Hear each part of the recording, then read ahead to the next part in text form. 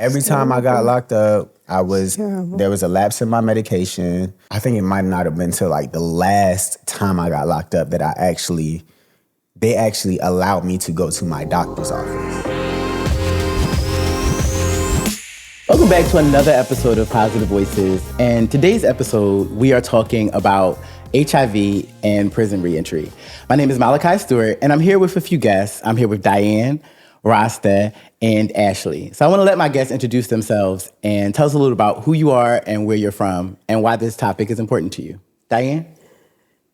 My name is Diane Carter. Found out that I was HIV positive in 1987. And when I found out, it was such a shock to me. I was incarcerated at the time in Fairfax County Jail, and I had became sick. And they carried me to Fairfax County Hospital, and I was in so much pain. They told me that the only way the pain they could stop the pain was through an operation, a procedure. And I had that procedure done. After that procedure, I had to get up out of the bed and ambulate up and down the hall. And as I was ambulating, as I approached my door to my room, I saw a sign on my door, and the sign read blood and fluid precaution. And I called the nurse, nurse, can you come here? And she came, and I asked her why was the sign on my door. And she said to me in a very nonchalant way, oh, the doctor didn't tell you? And I'm like, tell me what? And she said, oh, you're HIV positive. And all I remember was going down to the floor. I fainted, and I woke up in the bed that was assigned to me, screaming and crying. You people have made a mistake here. You made a mistake. I'm not HIV positive. I'm not that way, right? And they tried to calm me down, and without any luck. And she asked me that I want her to send for the doctor, and I said yes. And the doctor came and he talked to me, and I asked him who gave them permission to test me, and he explained the procedure of the hospital about once you are having a procedure that involved blood, then you don't really need to sign, any paperwork. And he asked me that I want another test to confirm their findings, and I told him yes, because it was a mistake.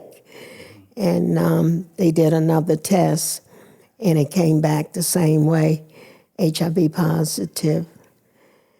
I still didn't believe them. I was still in denial. I said, they don't know what they did. This is not true. And from that point on, I just buried my head in the sand. I just did not want to accept the fact, although I had done everything to come up with that type of status, HIV positive, unprotected sex. I was an IV drug user at the time, and I shared works with other drug users.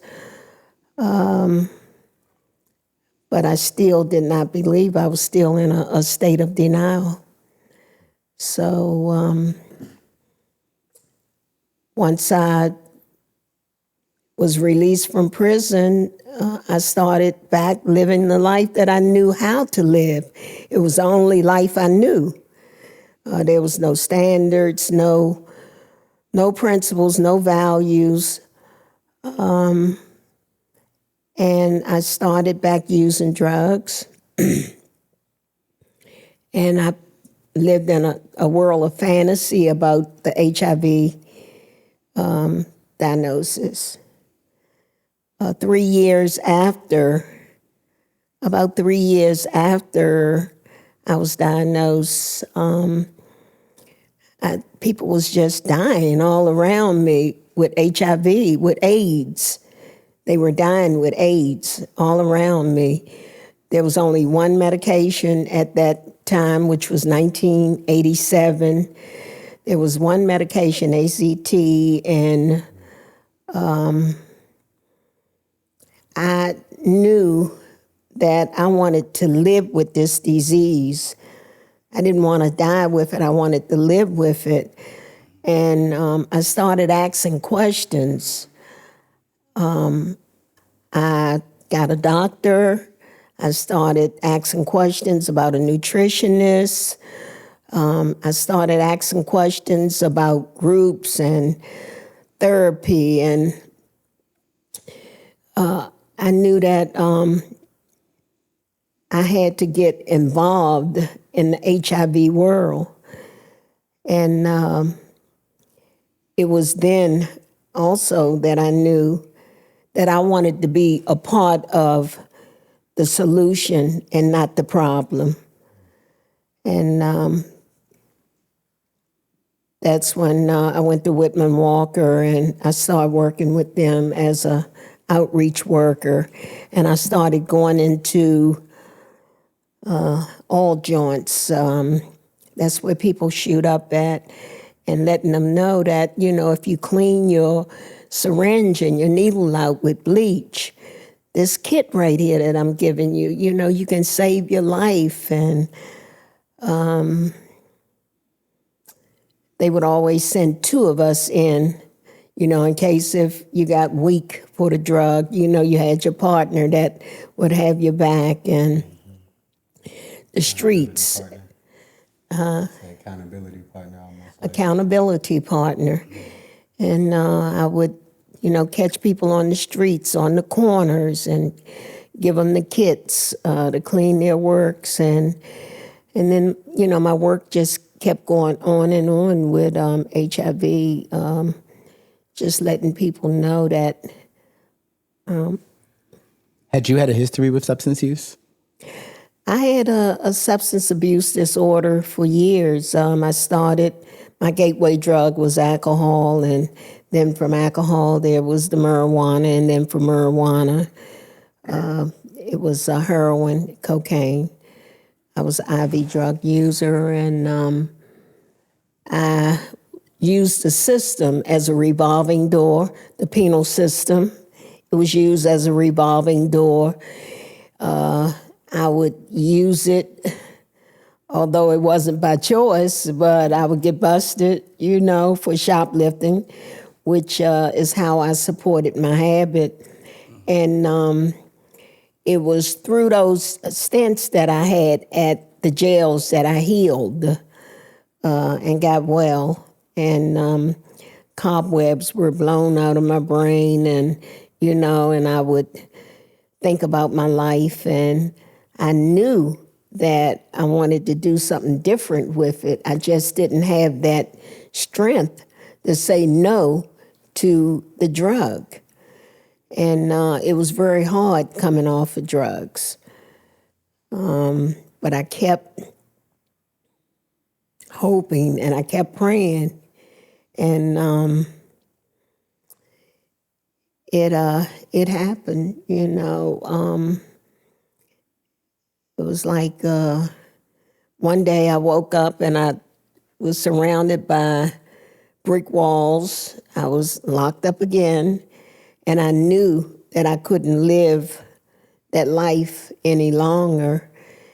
And what year was this? Oh, that was 1989, 1990, somewhere like that. I was in Fairfax County Jail again. And I knew it was like a spiritual awakening, and I knew I couldn't live that life again. So they sent me to this reformatory in Gooseland, Virginia. And once I left there, I told my counselor, please don't send me back to D.C. I need to go somewhere where I can rebuild my life. While I was going through the system, I always wanted to be educated. And I went in without a high school diploma, so I stayed in so much. I got 2 GEDs, one in Maryland, one in Virginia. And then I started taking college courses while I was incarcerated. And once I got out of jail in Virginia, I went into a nursing school and I got my certified nursing assistant's license. And I went back to school. I wanted to be a nurse. So I started taking classes. And so it was at that point that I was an escapee from the halfway house in D.C. Okay. And I kind of like slipped through the cracks, and they let me Miss out. Diane, Right? you broke out. I don't know. They let I did me that out. too. Okay, you weren't the only one. Okay, so we got 2 escapees. Okay. So I looked up one day, and I was in my probation officer's office reporting, and United States Marshals came, and they asked me to come with them. They brought me back to D.C., and I finished out. I was serving a 10-year sentence. They brought me back to D.C. to finish up the 10-year sentence, and that was it. I ran into some people that I used to use drugs with. They were bringing NA, Narcotics Anonymous groups, into the jail. And I was very much attracted to them and the life that they were living. And they gave me hope that I could get off drugs, because they were just as addicted as I was. So I'm like, well, if they could do it, I can do it too, right? And so I had one of them to meet me at the door once I got released, and that was back in 1997, and I haven't been back since. And I've been involved with HIV work since then. So I took some more classes, and I got my bachelor's in public health education, and Congratulations. thank you. So, I'm just, I worked for Ashley McSwain, who hired me when I came out of school. That was my first job once I graduated from UDC. And weren't you in school when you were? I was in school. I remember. Yeah. It was 2010. And she hired me as HIV coordinator. And I've been with her ever since. You and, sure have. The rest is history, huh? Yeah, Okay. so Keep grateful. following me, y'all. So grateful to her, Shadow on your bike. But one of the things that Diane does so well is, when you are a woman who's on the street, the traditional nonprofits aren't going to some of the spaces that she would go into to find the women who really needed the service and support. It's easy to talk to a woman who's coming out of a jail or prison and then offer her services. But when she's on the street and she's at her boo house and she's at the crack house, there ain't a whole lot of service providers that'll go into those spaces to get the supports that she needs.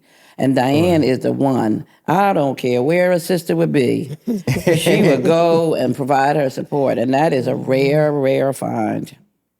I think that's important. A lot It is. For sure. I have a question actually for you about that, but before we do, I didn't get a chance to introduce you, Ashley. Would you like to introduce yourself? Right. And the so work you do. So yes, I'm for Ashley, context. Ashley McSwain. I'm currently the president of Consultants for Change, a consultant firm, but I am the former executive director for Community Family Life Services and Our Place DC, where we provide services to women returning home from prison or jail. So, we specifically target the needs of women. Thank you for introducing yourself and for kind of giving context to how you're connected to the work. You said something about Diane being the type that will go anywhere with people. As a person whose background is in work where I was a part of an HIV program with Whitman Walker, where we were meeting people everywhere. I have been in like drug houses. I have been in alleyways, drawing blood, all kinds of things. Do you feel that makes a difference for people? Like that's the difference that people really need, a person who's able to go into those places when they can't come in. Absolutely. Social workers, they're grounded in theory and like to believe they're looking at practice. But some of them don't want to get their hands dirty. They don't want to go into those scary spaces. And that's where the women really need you to be. And, so if I'm leading the company, I'm not throwing on my jeans going into those spaces, but you need people with courage and know the importance of that, to do that. And Diane was, we all lit in awe in the corners that she'll go into. Yeah. I worked at a organization with a partner, and her and I, we tested anywhere we could test. We went into churches, which was a shelter, an overnight burial shelter. We went there. We did tests there every morning after they ate their breakfast. We did HIV testing. We were in a car. We sanitized the car. We had the car set up in the back. We did testing in the car, any place that we could, do a test and find out if that person needed to be connected to care to stop the spread. And she could connect to people in ways that we just can't. I was going to ask about that, and I actually have some more questions about that, the connection based on your experience. But before I ask that, I want to introduce Rasta to the conversation. Rasta, how do you connect with the work? Like, how do you connect with HIV reentry? Tell us a little bit about your story. Oh, okay. Well, where did it all start? So it all started in sunny Fort Pierce, Florida. So my name is Rasta, Ezzy OG. I am 27 years old. I have been positive since 2006, August of 2016. And it actually, for me, it started with a relationship. I fell into my first relationship a year after I graduated high school. I was not very sexually active. And I didn't really know anything about anything. I'm from the country. Like I tell anybody, I'm from the country. And I was very ignorant to HIV, the whole gay lifestyle. I personally grew up DL. Okay. Coming from, I'm first generation born on my mom's side. My dad's side is from the backwoods of the Deep South. So, and I grew up in the church as well. So for me, it wasn't unnormal to hear like my grandma, turn that channel, they're showing too much. But anyway, so to fast forward, I fell into my first relationship. I was working 2 jobs. I was 19 actually 20 at the time. And I thought I was so in love. Until one day I got a phone call. I was at work and what now is my ex, we're gonna call him Amani. Amani called me and he told me that he had gonorrhea. I had never been tested at that point in time. So, naturally I left work, went and got tested. My phone got cut off. It was just me trying to support myself at the time. So I had to wait that 2 weeks for another check so I could pay my bill. Anyways, ended up getting a home visit from the health department. They left a note on the door. My dad found it, was like, you need to go in and see what's going on. I'm like, nah, they just telling me I tested negative. My daddy ain't stupid. So he was like, nah, get your ass on. So right. I went and this nurse came out in all black scrubs. I don't know why that, it shook me. I just kind of knew something wasn't right. And I'm a person that I feel like I'm very spiritual. Mm-hmm. So I don't know, to me, that was just like a sign. And she took me in the back. She was like, you tested negative for, gonorrhea. Okay, cool. I'm like, all right, I'm about to go. She was like, but you tested positive for HIV. And she just kept talking and just kept talking and just kept talking. And I'm just like, okay, ma'am, you just told me this and you just gonna keep just speed over that. This not even a bump. You just gonna keep speeding over that. So at that point, I don't know, my spirit just broke. That's what I felt. I felt my spirit die. The inner being in me just died that day. And that started a whole cycle of incarcerations, really dealing with mental instability. And having to learn how to contain it, but also know how to process it in healthy ways. Because I had my time where I just sprawled out. I didn't care. But, man, it was, that's how I got introduced to HIV. It wasn't, I contracted it through a friendship, not even that relationship, but a previous friendship. And we had, like they say, it only takes one time. We had sex one time. It was unprotected, started out consensual, and it quickly turned into rape. And crazy, because not too long after that, I didn't know he had it. I didn't know I had it, so I was walking around for a while wondering what was wrong with my body. Why was my body, just certain things just wasn't right. You felt changes in the body.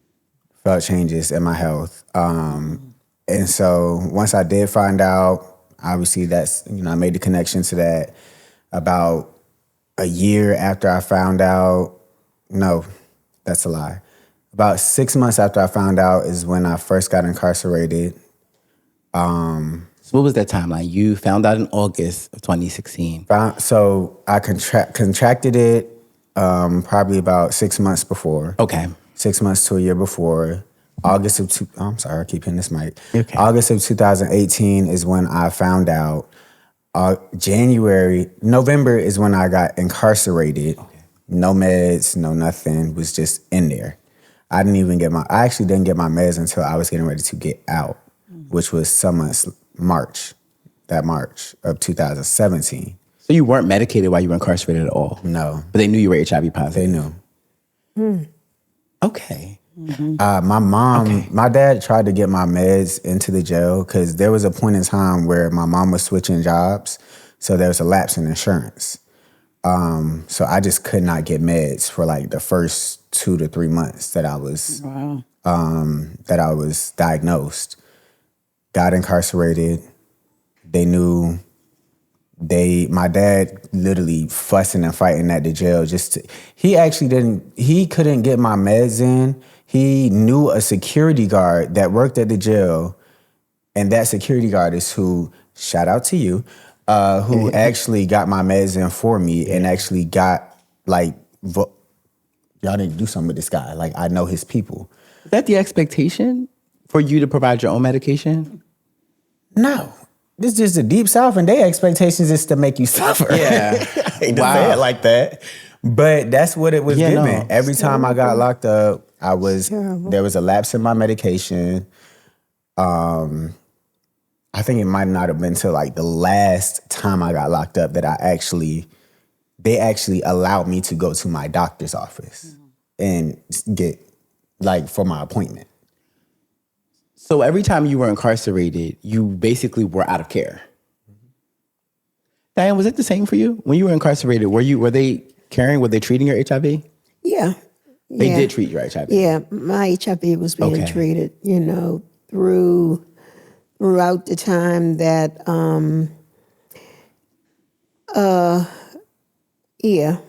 it was.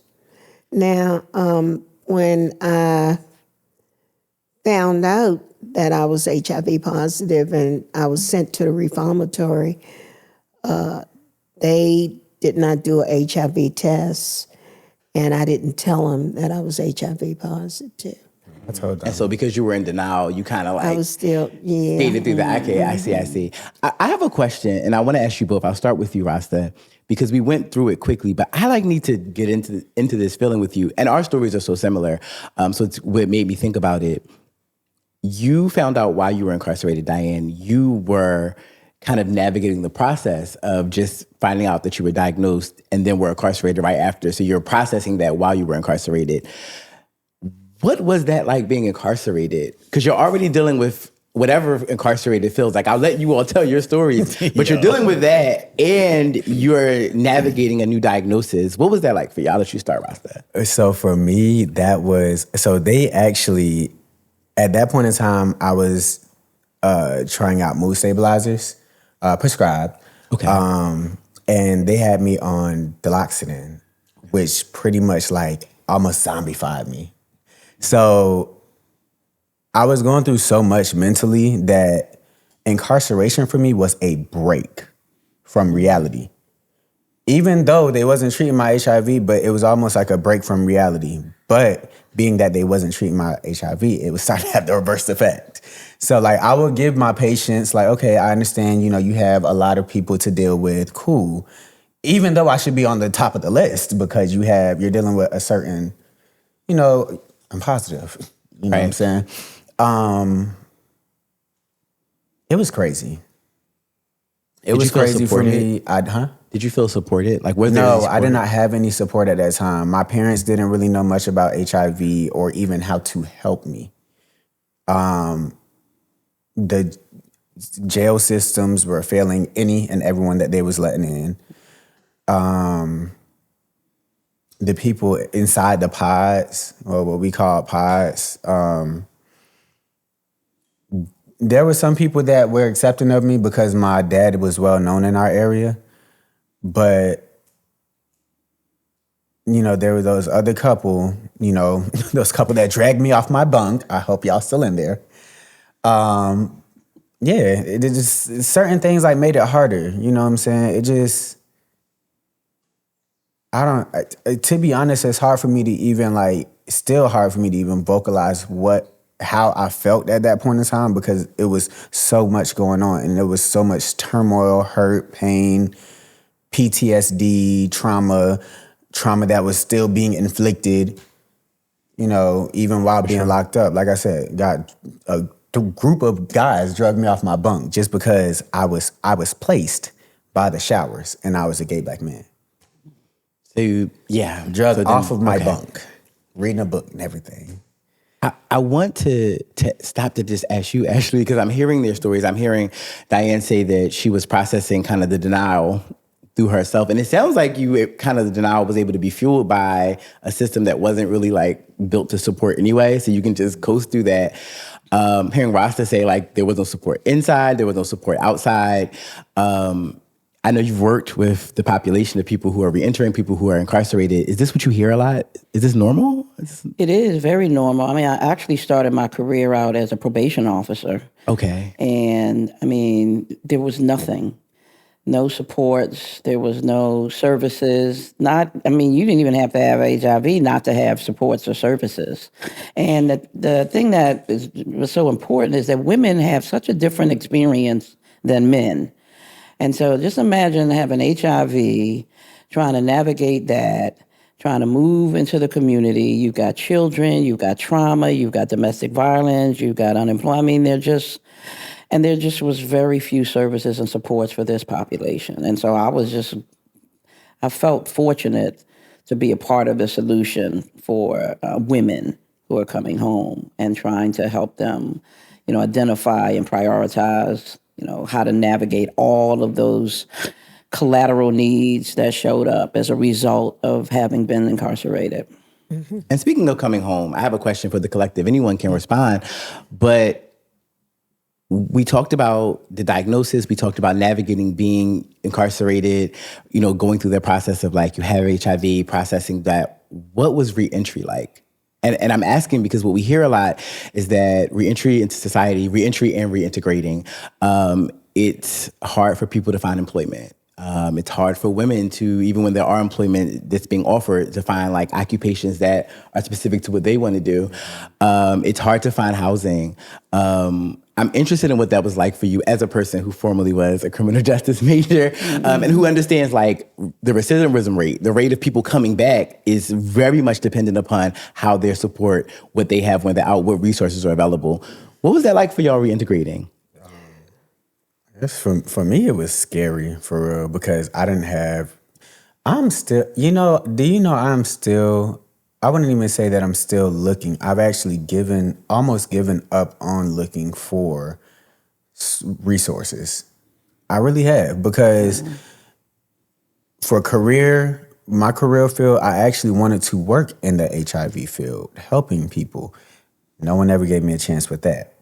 Mind you, I also wanted to work in outreach, helping people, at least just, find jobs and stuff like that. Because, for myself, I do decent for myself, I think, when it comes to job searching. But even just trying to find a career field, that was housing. Oh, still looking for that. You know what I'm saying? And it's been really hard. It still has. At 27 now, it still has been very hard to find those resources. I've always wanted someone I can that would mentor me. You know what I'm saying? That would just show me a better way on how to do and live. Do and live. Because me, it's just me.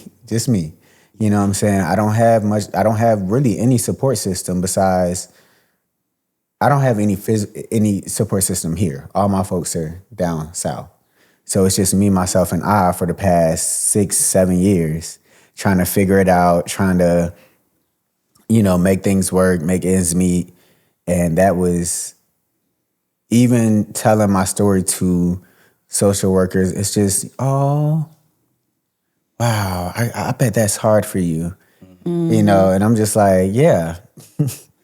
Yeah. That's pretty standard, too. Yeah. I mean, a lot of people I talked to about the work I was doing, and they were like, they never really thought about what happens when someone comes home from prison. They thought, I don't know what they thought. They seemed to believe that these things magically appeared for people. Right. Women coming home actually had all the supports they needed when nothing could have been further from the truth. Yeah. I want to ask you something because I want to go to Diane, but just quickly,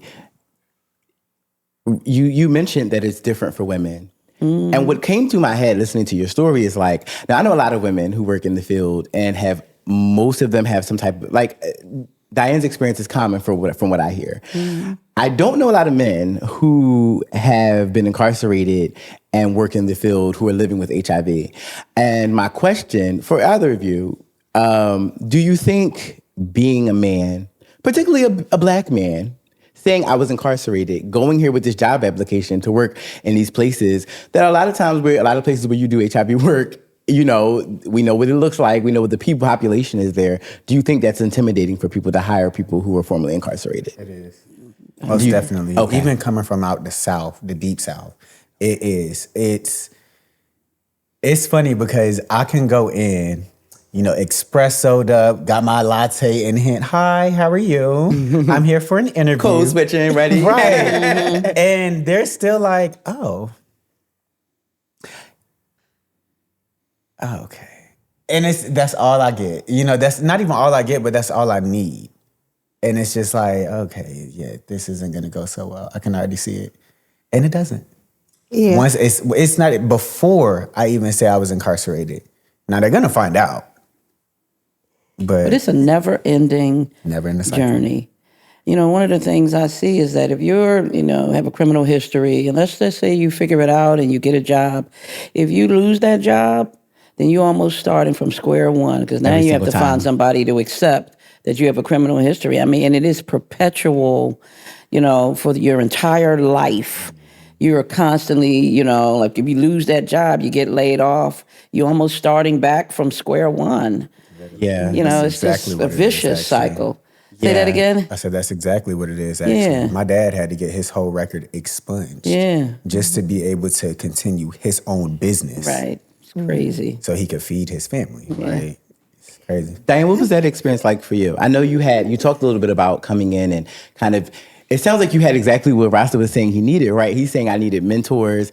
And it sounds like you said you had them meet you at the door. You had, what was that like for you coming in? Did that make things easier, more difficult to navigate? Did you feel like there was employment opportunities, housing opportunities for you?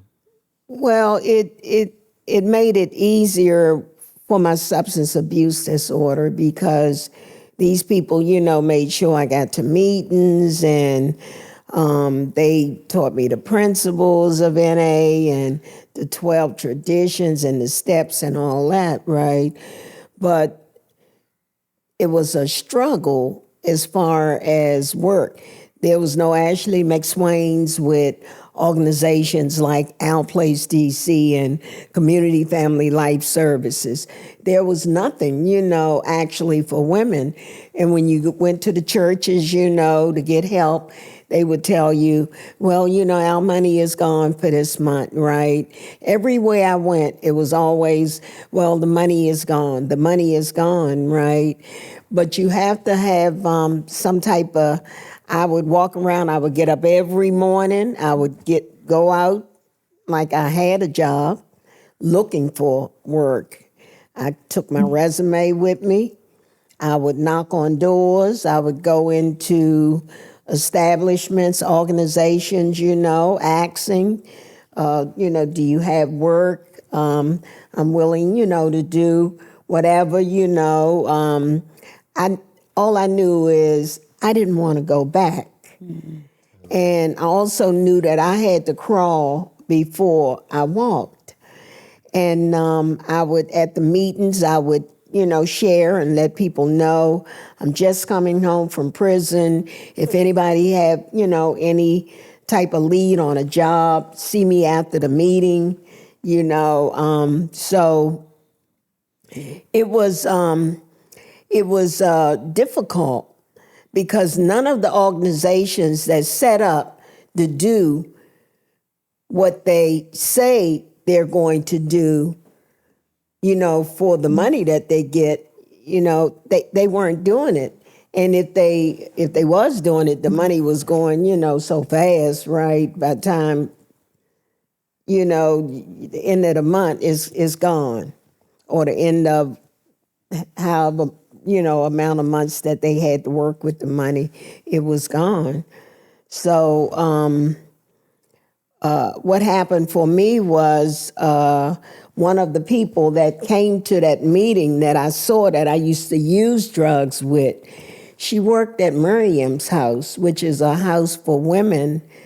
At that time, it was for women who were HIV positive and women who had AIDS. And she worked as a substance abuse counselor.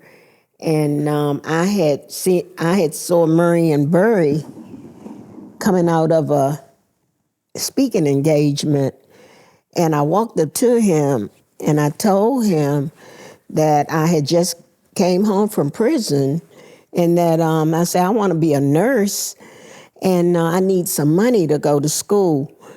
And he said, you do? I said, yeah. So he gave me a phone number and told me to call that number and tell this lady to give me whatever it was I needed. And that kind of like, opened some doors for me as far as getting a certification to become a home health care aide.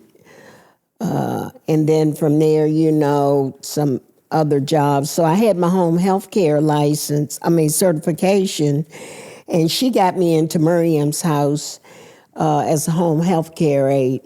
I had got my certified nursing assistance license in Virginia at a halfway house when I got released. So I had, a little paperwork behind me. And that's what happened for me. And I never stopped looking. I never stopped searching. I never stopped taking classes in HIV, certifications, anything about HIV. I went to it. And,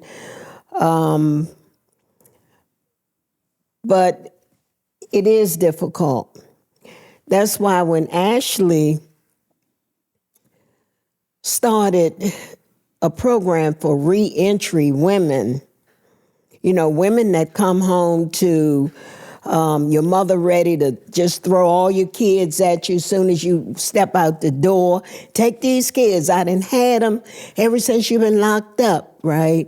A woman stepping out the door, no clothes, no work, nowhere to live. You can't live here, you find somewhere else to live, for her to open up a program that offered women jobs, job training, computer class, a computer room where you can go and type up your resume and get your paperwork together to look for work and have someone there to help you. Apartment buildings where you could come into, if you had an abusive spouse or lover, and take your kids in there if your mother wouldn't let you, your kids or you stay in her house any longer. All this was what women needed, and I would, I was like going out into the community, letting them know those services were available. That these services was available, right? So, because we had never had this type of thing before. And then she went out and she started getting houses where women, would have transitional living. We only had one, that was Fairview. And that's a halfway house, yeah. Well, tell us, Ashley, I'm hearing that I'm hearing both stories, and even in both stories, I'm hearing that those things doesn't seem like much has changed. But I want to hear you be able to speak to how it has changed, because even in Diane's story, it was a lot of like hard work, luck, and a little gangster too, because she definitely pressed Marion Barry, like, you gonna help me go to school. For somebody who's watching right now, who's reentering, who is struggling with the same things, employment, housing, all of these things, like, where do I go? Where do I find help? Where do I find support? Right. You have so much experience. What would you say to them? After, 15 years in this space, there still isn't a lot of services. Community Family Life Services, which is, I really sort of expanded to provide the level of support for women and the comprehensiveness, because, women are coming home. They've been victims of domestic violence, and so let's make sure that there's some safety for them. Women are coming home. They don't have employment, so let's make sure there's a pathway to employment. Women are coming home. They don't have access to their children, so let's make sure that they have some parenting supports. Women are coming home. They've got legal barriers. Let's make sure that they can talk to an attorney. And then women that are coming home who have a voice and need to be heard, so that other people can hear their experiences. And so we created a platform for them to do that. And that's specific to DC. There are just a lot of communities that don't offer anything, even today, 2023. I'm from Philadelphia, and, there is just very few services available in general for reentry, and specifically, for women. But so if you're in DC, Community Family Life Services, they do it all. There's a drop-in center, they do medical case management. We specifically target the needs of women in HIV. So that's a resource, and it's a consistent resource. But depending on which state you're in, those services don't exist. I want to thank all of you all. But I would like to just share that one of the challenges for men is that their numbers, there's so many men, and there just aren't enough resources to address the needs. So out of all of the people that are incarcerated, 90% are men. And so it's really hard if you're a male trying to navigate the reentry system because there just aren't enough services to accommodate the need, which is why we target women, because if you have an organization that services everyone, the first 9 people are going to be men, and then you run out of services for the women. So you have to specifically target women in order to get to their needs. But it's so hard for men in all states because the numbers are so high, so I'm not sure, how do you deal with that? You just need more programming, more services. And it just doesn't exist right now. Yeah. I've been running, I run into quite a few guys, and what I have been doing, lately I've been sending them to Voices for a second chance because they deal with the reentry population. Guys getting, not only guys, but females and males coming home from prison, and they have resources where they can help both genders, and like for the LGB population, I kind of like send them to us, helping us. They have services as well that can help the males and the females now that they have opened their services up to females, right? Is that a new organization, Us Helping Us? No, they, Dr. Simmons, he's no longer with us, but he's had that program open for, oh my God, I know. It's been a while. Yeah, it's been a while. Yeah. I've been I'm also from Philadelphia. Oh, I've been in the DMV for 11 years now, and SLS has been here at least that amount of time. They've been here. It was a long time thing. Yeah. So they've been around, and they're still doing the work. And like you said, they've opened their services to women. It sounds like, because none of us have the power here, right, to create these resources where there are none. But it sounds like what you all are doing, especially as frontline workers, is creating alternatives. Like, we may not be able to provide resource A, but at least there's some support. So having someone, do you feel like that, are you noticing that for people, okay, maybe we can't find you housing, but at least you have someone to call, at least you have someone to talk to? Specifically, like, if I'm coming home, I'm thinking about your story, Diane. If I'm coming home and I've suffered with substance use disorder, and I'm trying not to use substances, and I don't have housing, and that is, that alone is motivating me to go back to everything that I know, everything that, all of my old behavioral patterns. Do you find that it's helpful for people to at least have someone to talk to, like to at least have community?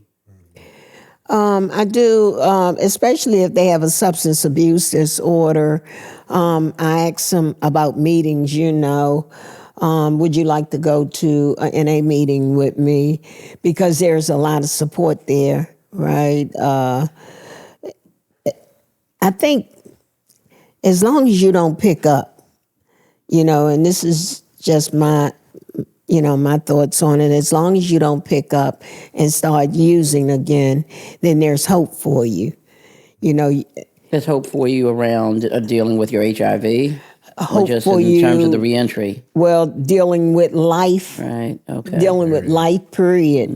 If you have HIV, if you don't have HIV, if you need work, if you need housing, whatever it is, and you want, you're in need of these things, then you have a chance to get them. But if you're using, your mind is just on that drug and on that drug only. So, what do you think? I mean, personally, I've dealt with homelessness, on and off. And I come in contact with people all the time who's addicted to all type of substances, a wide range of substances. And as I explained to y'all before, I lived in a halfway house around addicts as well. So I've worked the steps myself. I've gone to meetings, and I have, had to help people deal with and get through. I lost a close friend to an overdose when I was living in a halfway house. But at this point in my life, I could say they have a lot of resources when it comes to people that are dealing with substance abuse issues along with other life issues. They have the Oxford House, which is, I've stayed in the Oxford House myself. And with the Oxford House comes connection, networking, community, and resources. You know what I'm saying? So just being that you have that community there, you get access to all those other Can I things. make a distinction, though? I want the listeners to understand the distinction between the experience of women versus the experience of men. Women are coming home from prison or jail. Oftentimes, they've been victims of domestic violence, which limits where they can live, which limits where, they can work. That's specific to women.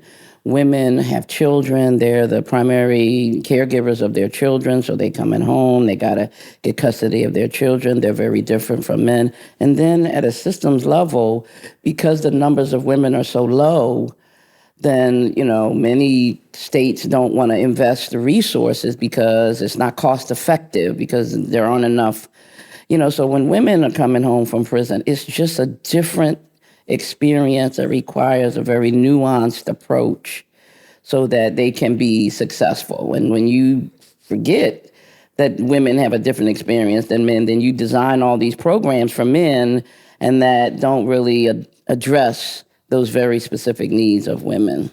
Right. Like programs that, offer like CDL license. Exactly. Jobs that are not construction. That women can, but you might not want to. Exactly. I wouldn't want to.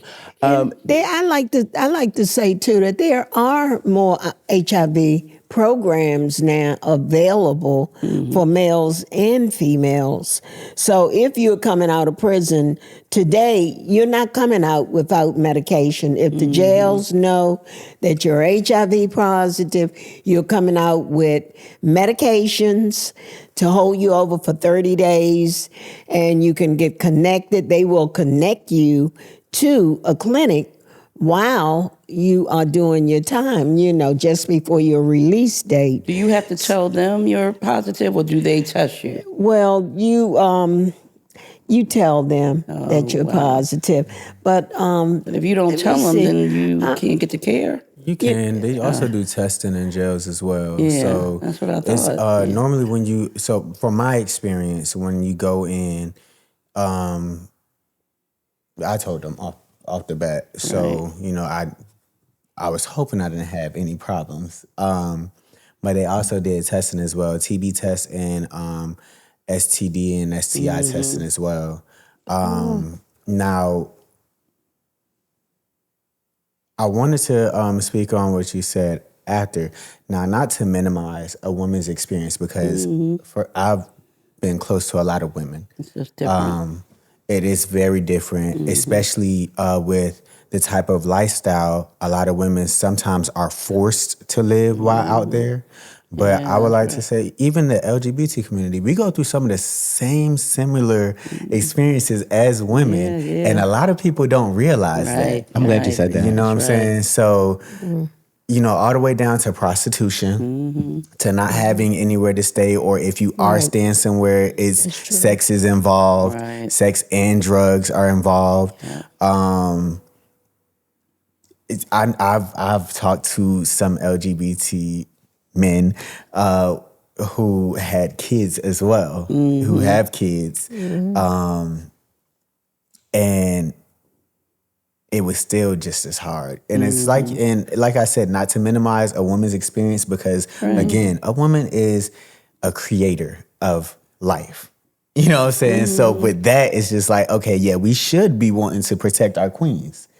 So I just think it's important to know that there's a difference. There's a big difference. And one size doesn't fit all. And that is very true. But there's several differences, because there's the men, there's the LGBT, and then there's women as well. That's real.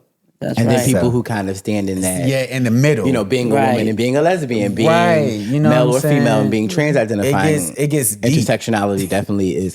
As a former adherence specialist, when I hear you all talk about these experiences, and I think about my experiences with dealing with like populations, I would notice that it's sort of a saying, and I'm sure you can relate, Diane, like you really can't treat people or assist people with their HIV adherence, you know, and get their buy-in until you address whatever their primary issue is or primary concern is in their life. Imagine you facing homelessness, and like you even said, for example, if you are having survival sex and that requires a lot of hopping around, well, survival sex sometimes means I can't have my medication here because that's not sexy. So I may have to forego. So or these are the it kind can of become things, dangerous just having that or it medication. can become life threatening. Just having those things. How have you seen that impact other people? How has that impacted you, not having those resources addressed, but still having to come out and live with HIV, still having to be adherent, still having to prioritize your health? That has been, even just re-entering DC's society, that has been one of my, like, a big challenge for me. Having a safe space to keep my medication, keep all my important stuff, while experiencing on and off homelessness, trying to keep up with my meds and keep myself safe. That has been hard. You know, it's like I don't know. It's hard. That has been hard. It's I'll let somebody else answer, but yeah, that's been hard. For sharing your stories. Thank you for sharing those resources. I think that I hope that these kind of conversations sort of help, you know, start getting that ball rolling towards not just, I'm sure someone's going to hear and be affirmed by it, but also gets, you know, us thinking as a society, as a collective about how to start getting resources in those areas. So I really appreciate you all for having that conversation. Thank you all for being a part of this conversation with us.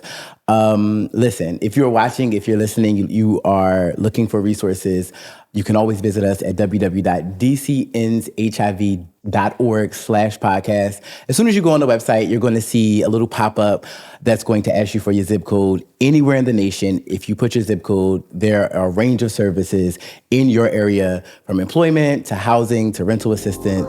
Till next time.